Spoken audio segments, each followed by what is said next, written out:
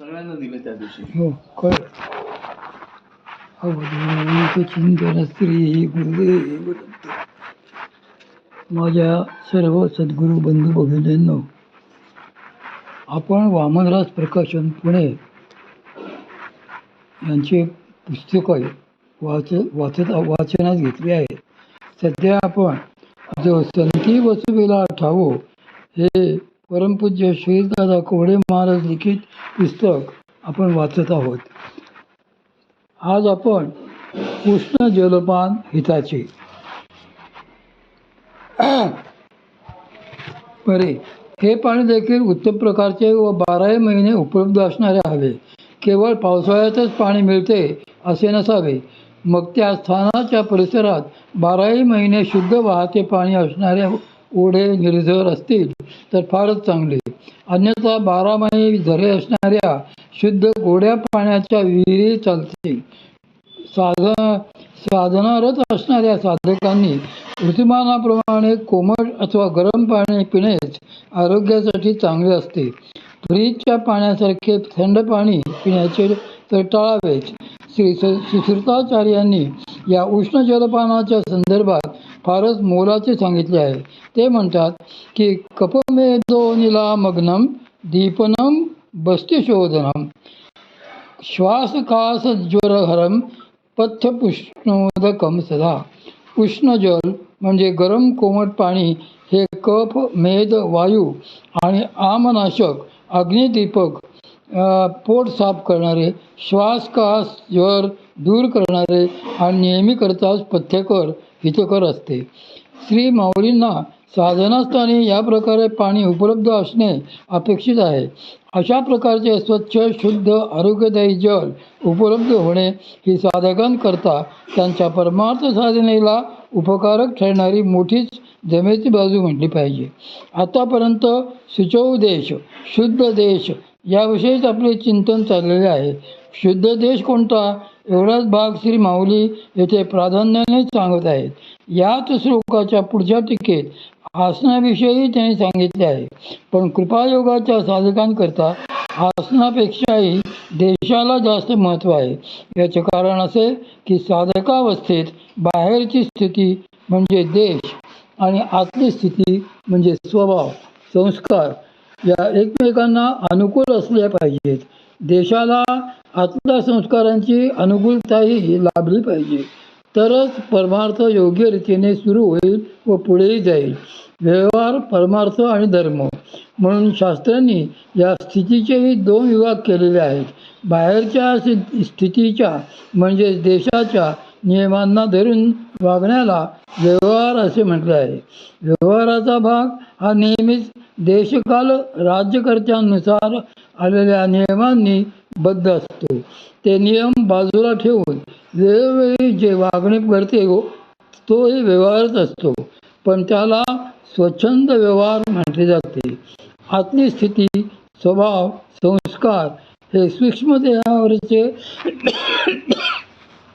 असल्याने त्यांच्या संदर्भात भगवत प्राप्तीच्या ध्येयाने जे अनुकूल बदल घडविणे असते त्याला परमार्थ असे म्हटले आहे.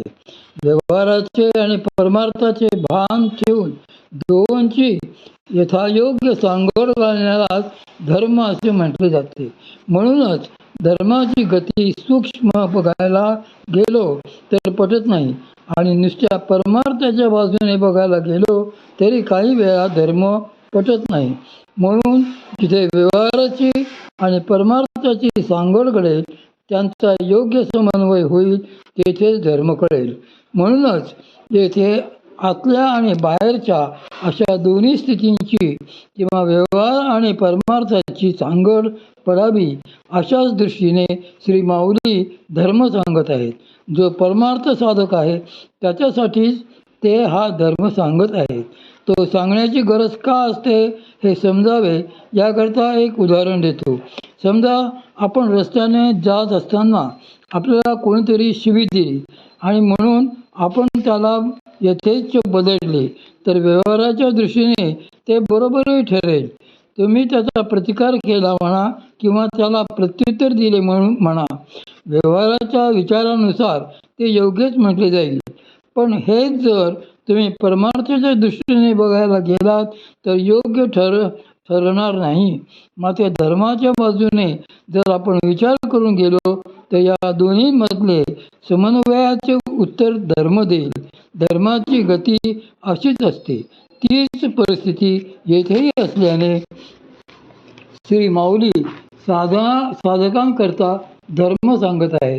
या अगोदरच्या ओळीत श्री माऊली म्हणतात की हा आत पाही अळूमाळ जाणिले तरी शीतळ पवन आणि निश्चळ मंद धुळके.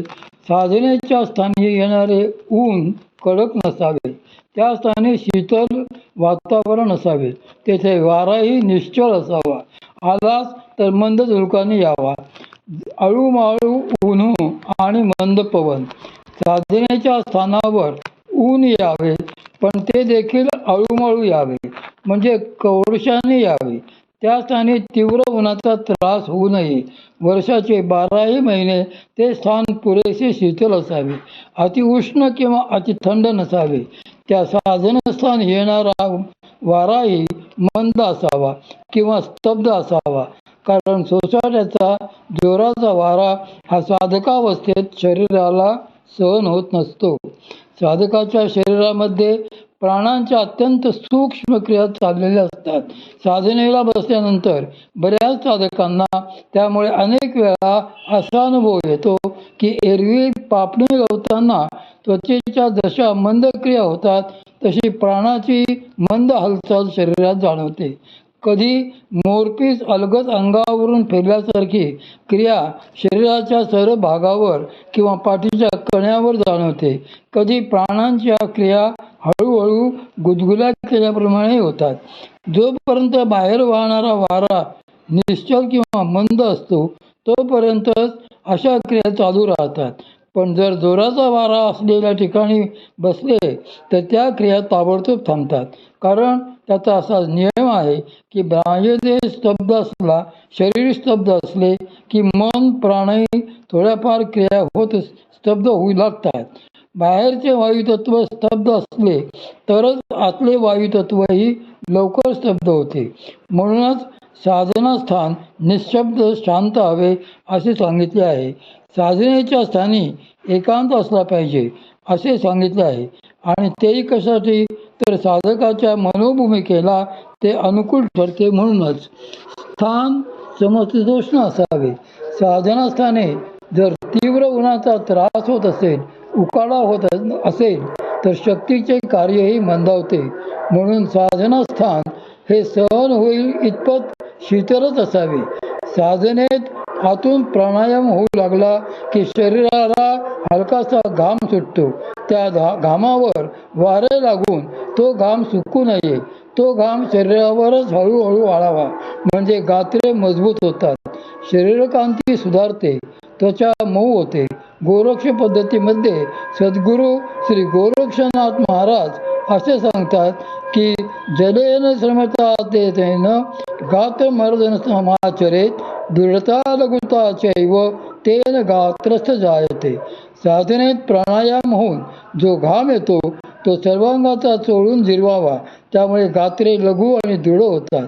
म्हणून साधनेच्या वेळी नैसर्गिक अथवा पंख्याचे वेगवान वारे सरळ अंगावर येऊ नये.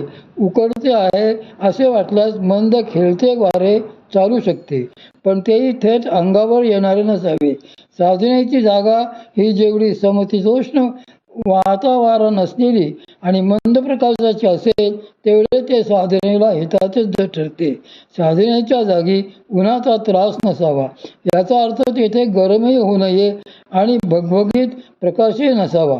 संधिप्रकाशासारखाच प्रकाश साधनेच्या वेळी खोलीत असला पाहिजे, म्हणजे ज्योती, बिंदू, प्रकाश इत्यादीचे अनुभव नीट करून येतात.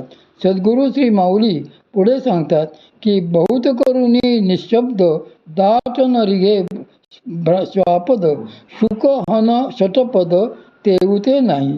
निशब्द साधनस्थान, ज्या ठिकाणी साधनेला बसायचे असते ते स्थान बहुत करुणी निशब्द असे असावे. येथे श्री माऊलींनी मुद्दामच बहुत करुणी असा शब्दप्रयोग केलेला आहे. याचा अर्थ नेहमी म्हणजे अगदी 24 तास नाही, पण 24 तासातले किमान 6 तास तरी ते स्थान निशब्द राहणे असावे.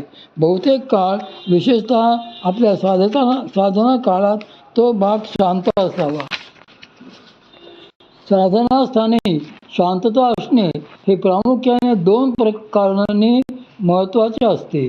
एक म्हणजे शांत निशब्द जागेत मनाचा लय लवकर होत असतो आणि दुसरे म्हणजे आतून येणारे अनाहत नाद निशब्द जागेत अधिक स्पष्टपणे ऐकता येतात.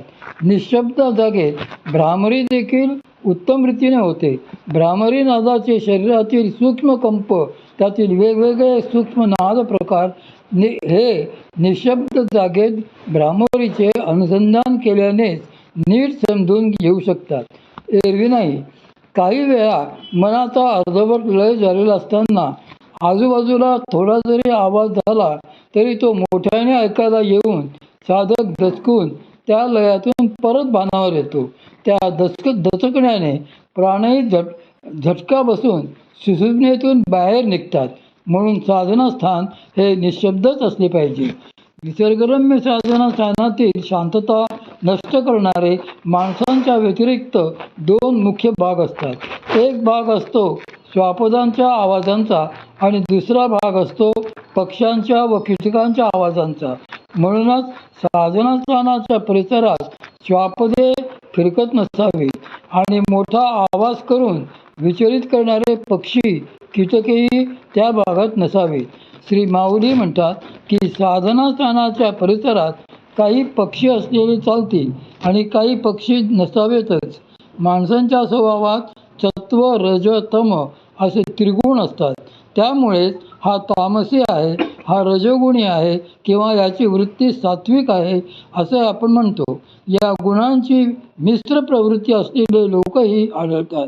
त्याचप्रमाणे प्राणी आणि पक्ष्यांमध्येही विविध